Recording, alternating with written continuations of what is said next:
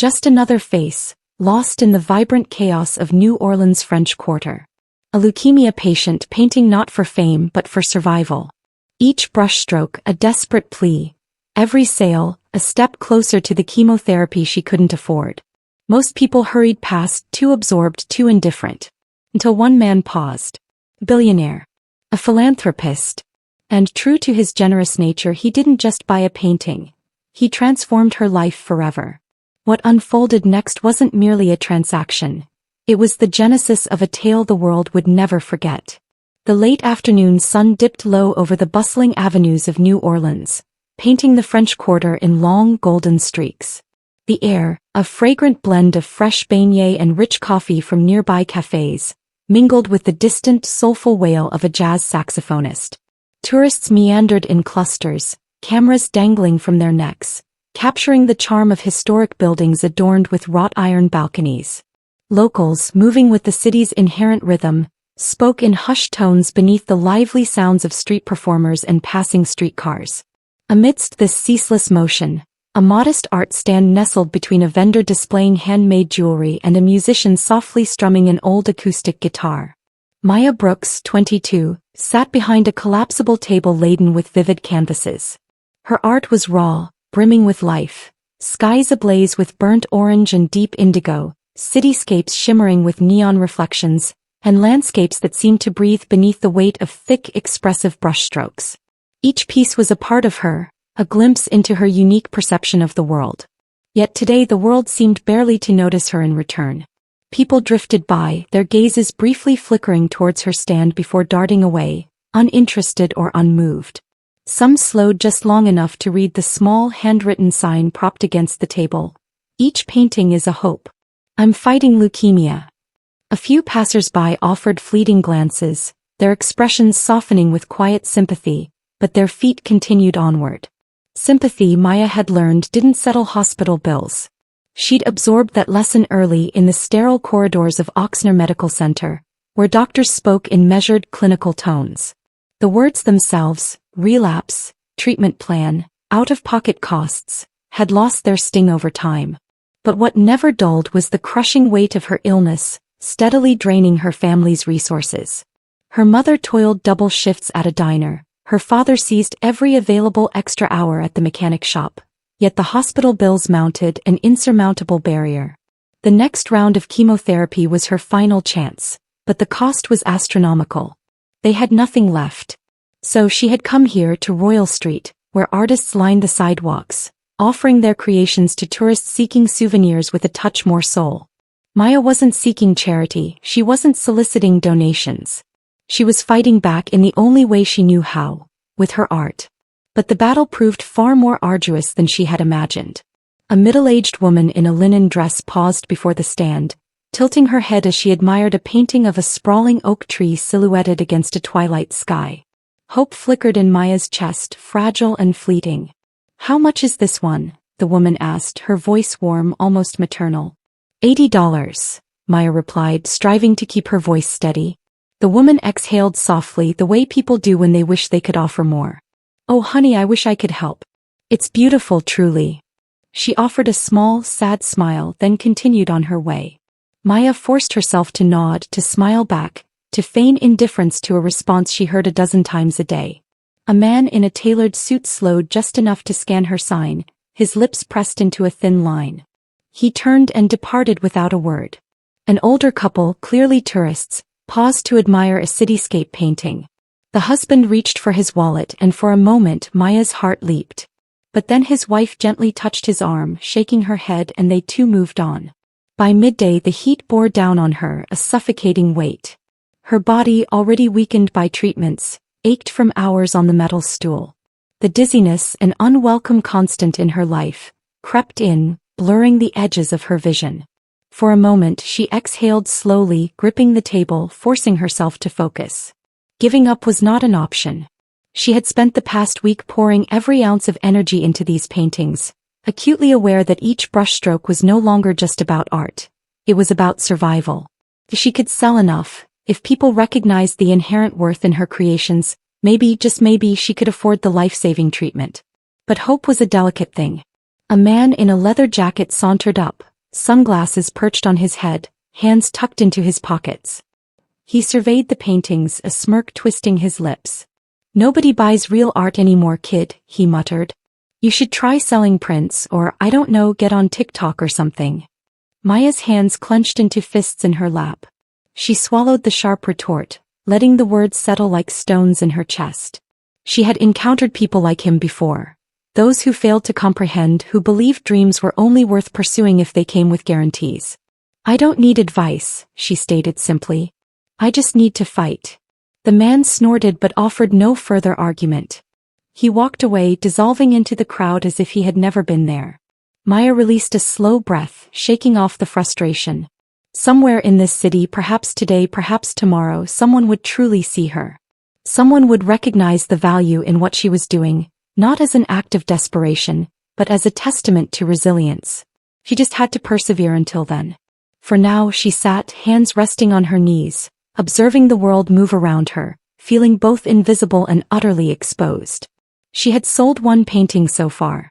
But each time someone glanced her way, hope ignited in her chest, only to flicker and die when they continued walking. The afternoon sun dipped lower, stretching shadows across the pavement. Another hour passed, then another, and still the paintings remained untouched like unspoken secrets. Maya reached for her water bottle, her fingers trembling slightly as she took a sip. Her body was betraying her, but she was not defeated. Because one way or another she was going to triumph in this battle, and she wasn't waiting for a miracle. She was creating one. The late afternoon heat had permeated every inch of the street, pressing against Maya's skin like an unbearable burden. Her muscles ached, not solely from hours of sitting, but from the slow, gnawing exhaustion that had become a constant companion. The weight of leukemia was more than just physical. It was the quiet, crushing presence of knowing her time was dwindling. And yet, despite the ache, despite the fatigue humming in her bones, she remained. A group of tourists strolled past, their voices bright with laughter as they pointed at a street performer juggling flaming torches. Not one of them spared a glance in her direction. A man in business attire strode by, eyes glued to his phone, utterly oblivious to the world around him. A teenage girl paused for half a second, taking in the colors on a canvas, before shrugging and moving on. Maya let out a slow breath, steadying herself. It wasn't their fault. People had their own lives, their own concerns. Just because she was fighting for hers didn't mean they owed her anything. Still, the emptiness in her jar, the solitary bill resting there, felt like proof that the world wasn't listening. A shadow fell across her table. She looked up, blinking against the sunlight. A woman stood there, dark curls gathered into a loose ponytail, a well-worn leather messenger bag slung over her shoulder. She wore jeans and a fitted blazer, an effortlessly put-together ensemble, the kind of polished yet casual look only professionals seemed to master. But it wasn't her attire that captivated Maya. It was the way she was observing the paintings, truly seeing them. Her dark brown eyes scanned each one as if they held some unspoken truth. "This is beautiful," the woman murmured, reaching out but not touching a canvas depicting a sprawling oak tree, its branches stretching into a sunset of deep purples and burning golds. "Did you paint all of these yourself?" Maya straightened slightly, catching the genuine interest in the woman's voice. "Yeah," she said, "every single one." The woman nodded, her gaze flickering to the handwritten sign on the table, reading the words carefully. When she looked back at Maya, there was something different in her expression. Not pity, not the careful, measured kindness Maya had grown accustomed to from strangers who didn't know what else to say. There was something sharper, more thoughtful. "My name's Aisha Thompson," the woman said, offering a small, confident smile. "I run an arts blog here in the city. I love discovering independent artists, local talent, especially people with real passion behind their work." Maya hesitated, unsure where this was leading, but something about Aisha's demeanor made her lean in. "Would you mind if I took a few pictures?" Aisha continued, already pulling out her phone. "Your work deserves to be seen." Maya's fingers tightened around the edge of the table. She wanted to believe that, but she'd spent all day being ignored, watching people bypass her without a second thought. She had witnessed enough empty promises to know that words didn't always translate into action. So what did she have to lose? "Yeah," she said, forcing a nod. "Go ahead." For the next few minutes, Aisha moved around the stand, snapping pictures of the paintings, of Maya sitting behind them, of the small sign that explained her presence there. She asked questions about Maya's style, about her inspirations, about how long she had been painting. And with every answer, Maya felt the knots of frustration and exhaustion in her chest loosen just a little. When Aisha finally tucked her phone away, she met Maya's eyes with something akin to determination. "People should hear this story," she said. "I'll make sure they do." Maya wanted to believe that, but she had learned not to place too much faith in hope. So she merely nodded, offered a quiet thanks, and watched as Aisha walked away. She didn't dwell on it. She had met people before who promised to spread the word, who claimed to admire her efforts, but nothing ever truly changed. By the time the sun dipped lower and the streetlights flickered on, the weight of exhaustion had settled deep in her chest. She had sold exactly one painting that day, $50. She tried not to consider how many more paintings she would need to sell to even approach affording the next round of treatment. She tried not to think about the numbers at all. Instead, she packed up, folding the small table, tucking the canvases back into the worn fabric portfolio she had carried for years. The nearly empty jar rattled softly as she picked it up, the single bill inside barely making a sound. Tomorrow would be another battle, and Maya was not yet defeated. The morning air was thick with the aroma of fresh bread and coffee from nearby cafes as Maya set up her stand again, her movements slow but resolute. The ache in her limbs from the previous day lingered, but she disregarded it. Had to. She arranged the canvases meticulously, adjusting their angles under the soft light filtering through the buildings. Tourists were already meandering through the French Quarter, some with cameras around their necks, others sipping iced lattes as they strolled past the street vendors. Maya glanced at her nearly empty tip jar, the same crumpled bill from yesterday still resting inside, and exhaled slowly. Today had to be better. It had to. She had barely settled onto her stool before she noticed a subtle shift. A couple of pedestrians slowed as they passed her stand, not just glancing but actually stopping. A man in a dark hoodie pulled out his phone, reading the small sign she had propped up, his eyebrows furrowing slightly before he snapped a quick picture. A woman whispered something to her friend, pointing at Maya's paintings. The change was small, almost imperceptible, but it was there. Then her phone vibrated. She pulled it from her pocket, her fingers stiff from the lingering morning chill. A text from Lucas, her best friend. "Dude, check this out." A link followed. Maya clicked it, and the second the page loaded, her breath hitched. Aisha's article. It was there in black and white on the front page of NOLA Arts magazine. Fighting for art, fighting for life. The young painter turning canvases into hope. The words blurred for a moment as Maya's pulse pounded in her ears. She scanned the paragraphs, absorbing the story that was now public. Aisha had captured everything from Maya's childhood sketching in the back of her father's auto shop to her dedication to painting after her diagnosis. It wasn't a sob story, not a plea for pity. It was real. It was about resilience. Maya barely had time to process it before something else happened. A customer approached. A genuine one, not someone stopping to offer empty sympathy or a regretful shake of the head. A woman in her early 40s wearing a blouse and jeans, her expression serious but kind. "Are these yours?" she asked, gesturing toward the canvases. Maya nodded, her voice catching for a split second before she found it. "Yeah, they're mine." The woman's gaze lingered on a cityscape bathed in deep blue and gold, lights shimmering in the painted streets as if they were real. "This one. How much?" Maya swallowed. $100. The woman nodded, no hesitation. She pulled out her wallet, and just like that, Maya felt the soft weight of crisp bills pressed into her palm. The moment hit her all at once. This wasn't charity. The woman hadn't read the sign and sighed sympathetically. She had seen the painting, wanted it, and bought it. Maya blinked, her fingers tightening around the money, trying to ignore the way her chest ached with relief. "Thank you," she said, her voice quieter than she intended. The woman simply smiled, tucking the painting under her arm as she walked away. And then another. A couple stopped, flipping through the canvases, talking in low voices about which one would best suit their living room.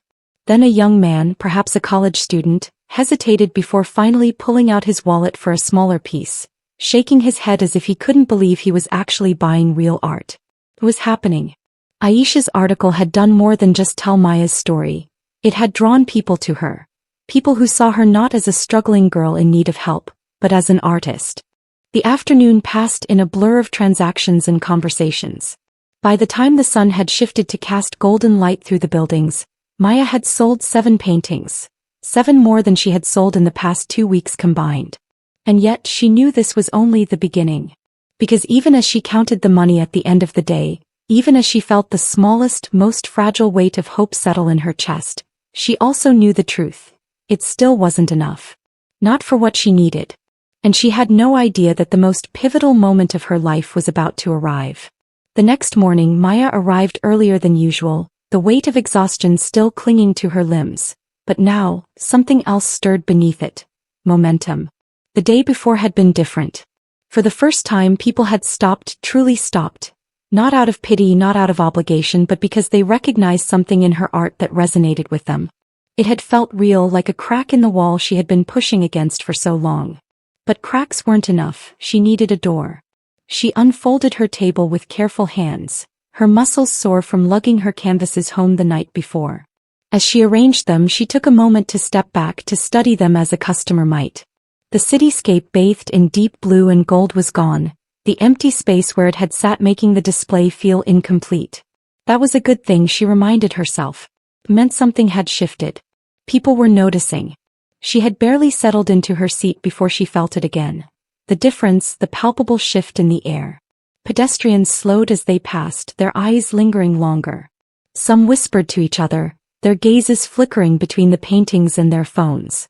A young woman no older than Maya clutched her friend's arm, nudging her toward the stand. "That's her," the girl whispered, just loud enough for Maya to catch. "The one from the article."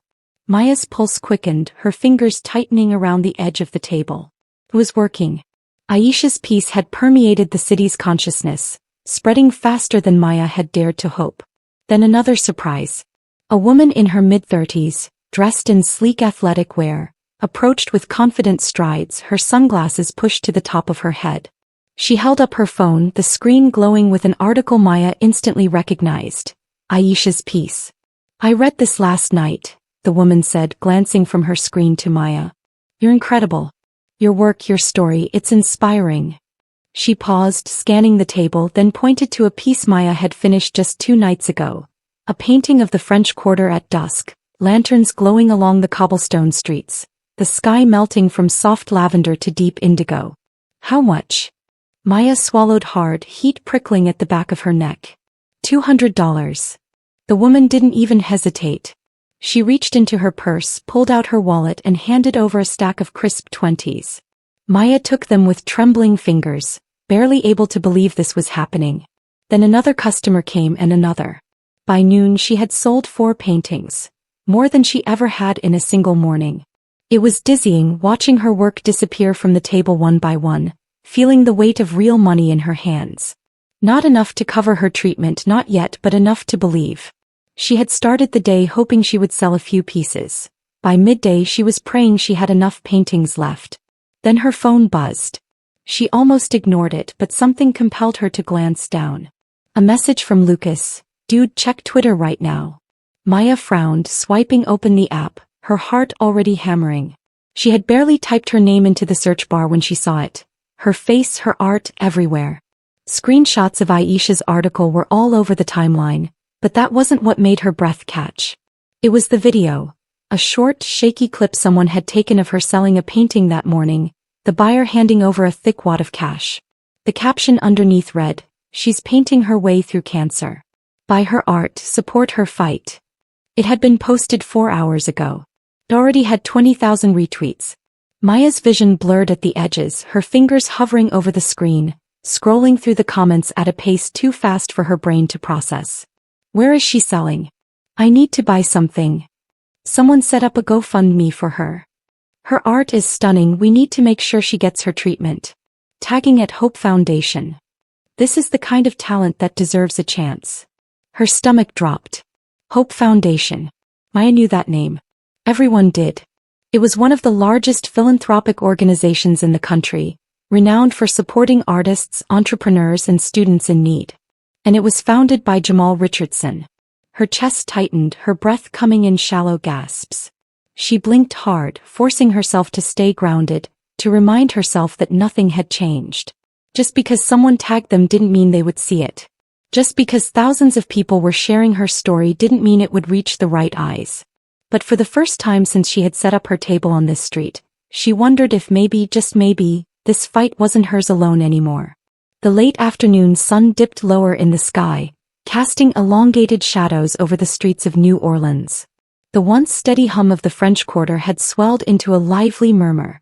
Tourists bargaining at market stalls, musicians tuning their instruments, the rhythmic clang of streetcars in the distance.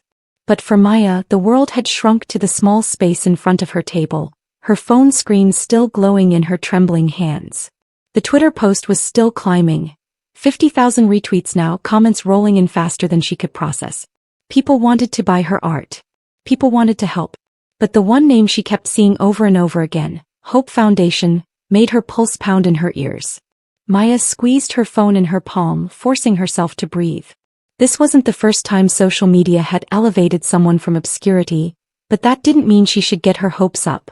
The internet moved fast, but it also forgot fast. She knew that better than anyone. Still, something had shifted. People were stopping at her table without hesitation, flipping through her canvases with genuine curiosity.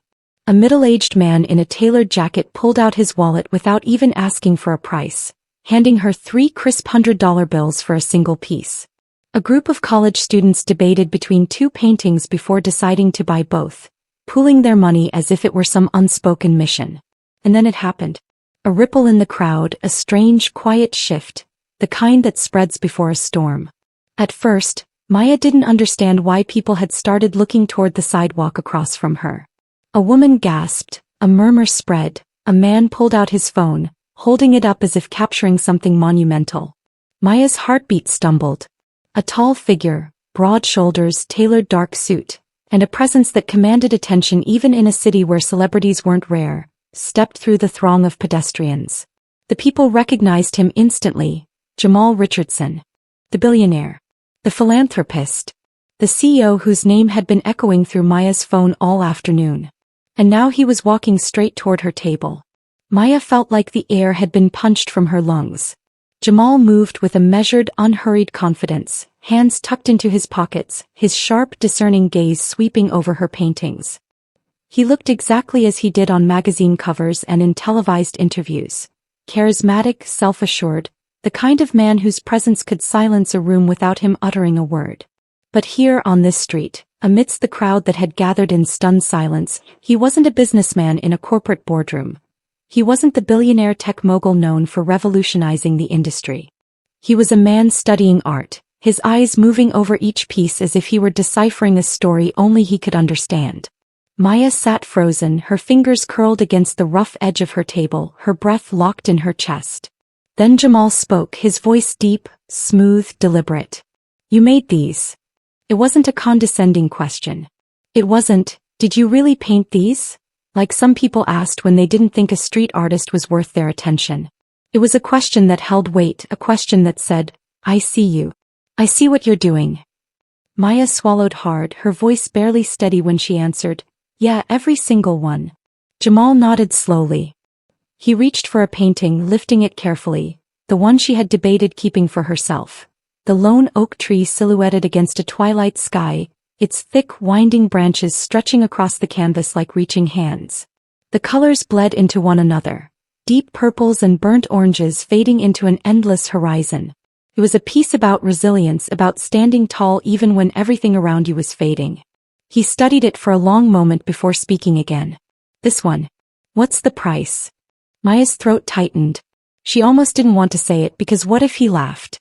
What if he walked away? $200, she managed. Jamal smirked, not mocking but amused, as if she had just told him something he already knew wasn't true. "That's not enough." Maya's stomach dropped. Before she could react, he reached into his suit jacket, pulled out a leather checkbook and uncapped a pen with a slow, deliberate movement. Maya blinked. No one carried checkbooks anymore. Who the hell still wrote checks? Jamal did. He pressed the paper to the table, the tip of the pen gliding smoothly across the page. When he was done, he tore it free, the small rip of the perforated edge sounding impossibly loud against the hushed street. Then he handed it to her. Maya's hands shook as she took it, her brain already screaming at her not to make a scene, to stay calm. Her heart stopped. The number, $100,000. Her pulse thundered in her ears. He stared at it, not blinking, not breathing. This, she choked on the words, barely able to force them out. This can't be real. Jamal tilted his head slightly, that same quiet confidence still settled in his expression. It's real. Maya felt her throat tighten, her vision blur. I can't take this, she stammered, shaking her head, her grip on the paper trembling. It's not charity, Jamal said, his voice even. It's an investment. Maya blinked up at him. His expression didn't waver. Your talent is real. I see it. And I'm not the only one who will. He gestured to the crowd, to the people still watching, still holding up their phones, still staring at Maya like she had just stepped into another reality. You're not just selling paintings on the street anymore. That ends today. Maya's breath caught. Jamal nodded once, the finality of it sinking deep into her bones, into her soul. Then with that same unshakable composure, he set the oak tree painting down, tucked his hands back into his pockets and walked away. And the world erupted. People rushed forward, voices colliding into an electric storm of excitement. Cameras flashed. The murmurs turned into full-fledged shouts. Oh my God, that was Jamal Richardson. Did he seriously just buy a painting for 100 grand? Someone get this on video. Holy. Maya couldn't move, couldn't breathe. A woman lunged toward her table, grabbing a painting, shoving cash at her before she could process what was happening. I'll take this one. How much? Another voice. Wait. I want one too. Hands reached, flipping through canvases, snatching up pieces she had barely sold for $50 before today. Maya clutched the check in both hands, her breath shaking, her mind reeling because everything had just changed. This wasn't about leukemia anymore. This wasn't just about medical bills. This was a door bursting open, a future she had thought was impossible crashing into her reality all at once. And she had no idea where it would lead. The days that followed blurred together in a way Maya had never experienced before. One moment she had been just another artist on the street, watching people glance at her work with polite disinterest. The next she was the subject of headlines, interviews and viral videos, her name spreading faster than she could keep up with. The internet had seized her story, gripping onto the image of Jamal Richardson standing at her tiny table, handing her a check that defied reality. The video had millions of views now, clipped and reshared across platforms, hashtags multiplying. Hashtag Art Heals, hashtag Maya Brooks, hashtag Hope Foundation. People who had never met her were talking about her, defending her, celebrating her, calling her an inspiration, a symbol of resilience. At first it was overwhelming. She had spent years being invisible. Now she couldn't check her phone without seeing her own face staring back at her from a new site. A blog post, a celebrity retweet. Her email fluttered with messages. Offers, requests, commissions, collaborations. And beneath all of it, the thing that mattered most. The money was enough. More than enough. Maya paid for her next round of chemotherapy in full the very next day. No hesitation, no weighing numbers, no sickening feeling of wondering what she would have to sacrifice. When the hospital administrator printed out the final confirmation of payment, Maya had never felt lighter in her life. But even then, the full weight of it all hadn't completely settled. Not until a week later when she received the letter. It arrived in a black envelope, unmarked except for the embossed Hope Foundation logo in the corner. The second she saw it, her pulse quickened, her breath catching in her throat. She peeled it open with unsteady fingers, unfolded the thick cardstock inside and saw the handwriting. Not typed, not some standard "congratulations, we support you" nonsense. Jamal Richardson had written it himself. Maya, your fight reminds me why stories matter, why art matters. People will tell you that luck brought you here, that you were in the right place at the right time. Don't believe them. You did this. You kept showing up. You kept fighting. And you proved before anyone else believed that your work was worth seeing. Don't stop now. Keep painting. Keep telling your story. And when the time comes, help someone else do the same. Jamal. Maya's fingers tightened around the edges of the letter. She closed her eyes, taking a slow, steadying breath. She had spent so much time fighting to survive that she had never allowed herself to think beyond it, never allowed herself to imagine a life beyond hospital rooms, beyond scraping together money for treatments, beyond just trying to make it to the next month. Now, for the first time in years, she wasn't just surviving. She was standing at the edge of something bigger, something she had never let herself believe could be real. And she wasn't afraid anymore. Maya set the letter down carefully, turned to the blank canvas propped up against the wall, and picked up her brush.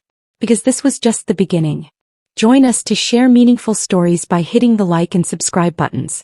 Don't forget to turn on the notification bell to start your day with profound lessons and heartfelt empathy.